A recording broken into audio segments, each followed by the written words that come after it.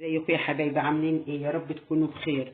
اللهم صل وسلم وبارك على سيدنا محمد وعلى اله واصحابه اجمعين. عاملين ايه؟ وحشتوني. شوفوا النهارده بقى الجو برد كده، سقعانين كده متلجين. قلنا نعمل ايه؟ حبه حلبسه كده او حمص الشام يدفونا.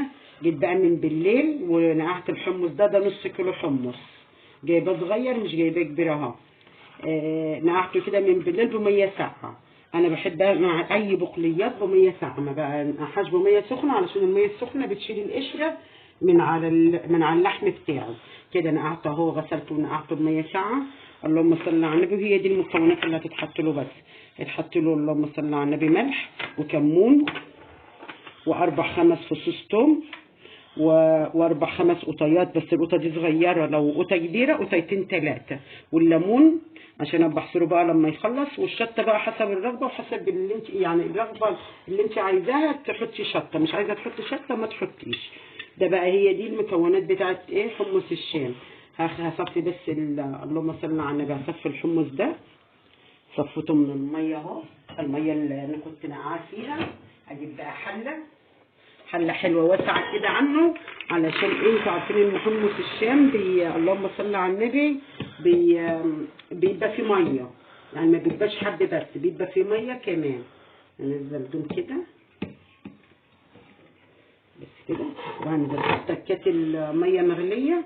هنزل كده عشان ايه؟ اسرع السوا بتاعه اكتر. هنزل كده بتكات الميه مغليه عليه كده. تحط له ميه كتير، هو كده كده بيبقى ايه؟ حمص الشام بيبقى فيه ميه كده. وهعلق بقى ايه؟ اللهم صل على النبي. هعلقه على النار. الكبه كده بتاعت اللهم صل على النبي بتاعت الثوم والبصل. احط فيها كده الفصين الثوم دوم كده، وهضربهم ضرب ناعم ناعم قوي كمان. اللهم صل على النبي. ضربتهم كده فرم ناعم خالص خالص خالص كده، علشان ايه؟ ما يبانش في قلب الميه بتاعت حمص الشام. افضيهم بقى كده في طبق. هما اربع خمس فصوص ثوم.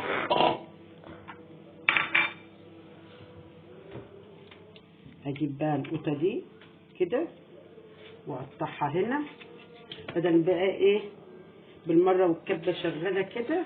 ولو اللهم صل على النبي، ولو القوطه كبيره حطوا قطيتين كبار او ثلاث.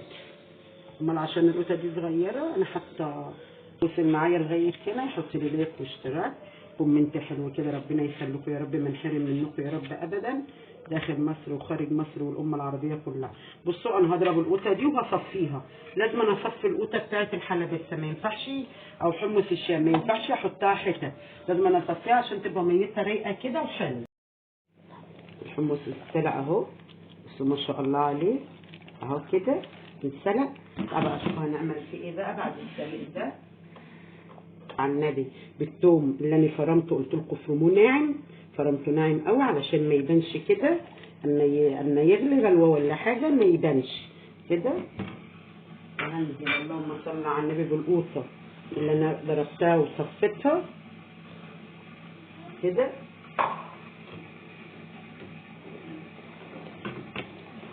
اهو.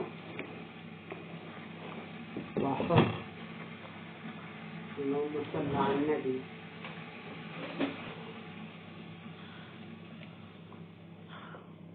كده. الملح بقى حسب الكمية وحسب الرغبة، بس هو بيتملح علشان اللهم صل على النبي يبقى طعمه حلو. واحط اللهم صل على النبي كمون، حبة كمون حلوين كده، عشان حمص الشام بيحب الكمون، ما مش هحط له حاجة اكتر من كده. قلت لكم الشطة حسب الرغبة بقى، ساعة ما يجي يتعمل حسب الرغبة. هسيبه يغلي كده غلوتين اتنين بس علشان القوطة وعلشان التومة كده، واغطي عليه يغلي بس غلوتين اتنين. ما شاء الله. بصوا بقى لونها رايق، بصوا ميتها رايقه ولونها رايق وحلو ازاي، ما شاء الله عليها عامله ازاي. وما تبقاش تغلي بقى كتير على النار بعد القوطه وبعد التومه. تغلي 3 4 غلوات كده بالكمون بالملح وتطفي عليها كده. هي خلصت. هطفي عليها كده بقى واحطها كده. اعبي بقى فيها كده، اعبي بقى نص اللهم صل على النبي، نص ميه ونص نص ميه ونص حمص كده. بص كده ما شاء الله عليها عامله ازاي اهي. اعبي بقى الثلاث كيسات كده على قد بقى ما انت عايزه. اللهم صل على النبي. العدد بقى الموجود كده. ده بقى مشروب الشتاء بقى الحلو السخن ده كده. على فكره هو بيشبع وبيدفي يعني الاثنين. يعني لو كلت كوبايه تشبعك عشان انتوا عارفين ان هو حمص. هركن دي بقى كده على جنب واجيب بقى الكاسات دي كده. اللهم صل على النبي.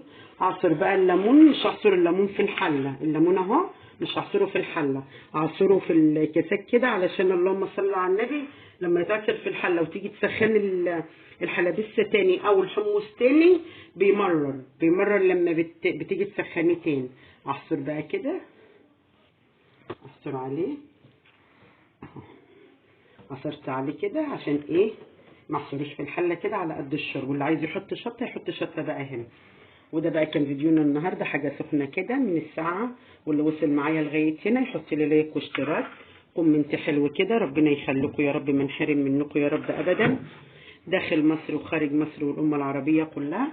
اتفضلوا اشربوا حمص الشام معانا وشوفوا الشكوى على خير ومع السلامه.